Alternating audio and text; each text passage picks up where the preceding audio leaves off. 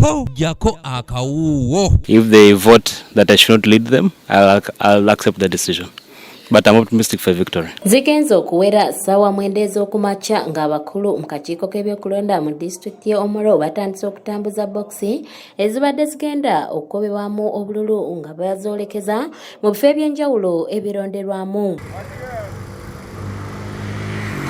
Okulonda kutandise ku ssaawa emu yennyini ey'okumakya wabula ng'abalonzi obwedda bajja mu ngeri ya musoolesole nga basinga basoose mu nnimiro zaabwe wamu n'emirimu egy'enjawulo n'oluvannyuma ne bajja okusuula akalulu.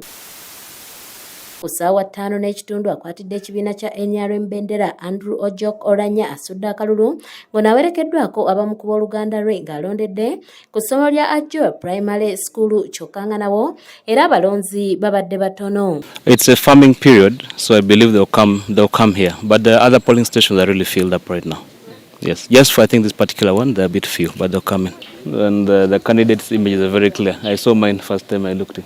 Simon Toriti Akechanga yakwatidde ekibiina kya NUP Bendera alondedde ku kyalo Timi Yembe ekiri mu ggombolola ya ODEC ng'onalonze ku ssaawa nga zikunuukiriza okuwera 6 ez'omutuntu. Ye Oneni Walter Jime alondedde ku ssomero lya Opit Primary School ng'awerekeddwako mukyala we wabula ng'eno waliwo omu ku babadde bakulembeddemu enteekateeka agambibwa okubanga yeenyigidde mu mivyo gy'okulonda. What have I done? What? No. Let me ask you, what have I done? Do you remember the way you pushed me from inside this? No. Do you remember how you pushed me? What did I do? Who is this? You're saying you're not free. Are you in your uniform? Are you in uniform? Akulira oludda olwabula gavumenti mu palamenti Mathias Mpuuga Nsamba ategeezezza nti beekengedde abamu ku bakozi mu kakiiko k'ebyokulonda bagamba nti babadde balika abantu baabwe bebabuzaabuza. So this paralyzed our activities because like I said in the morning earlier, we had managed to really man every polling station. So the early morning rigging was staved off. And I think they've been frustrated the whole day until they decided to go to do it their own way. Wakati ng'okulonda kugenda mu maaso, poliisi ekutte n'eggalira omubaka wa Busujju David Kalwanga n'abamu ku bawagizi b'ekibiina ki NUP ku bigambibwa nti abamu badde bagezaako okuleeta obuvuyo mu kulonda nga basoose kukuumibwa ku poliisi ya Laloje gye baggiddwa ne batwalibwa eggulu. Olimba nja kukuba nja kukuba obonzitanzita they are pushing me there. What did I do? Do you remember the way you came into my the other? Bring that drone here. Hey. No, you came and pushed me out.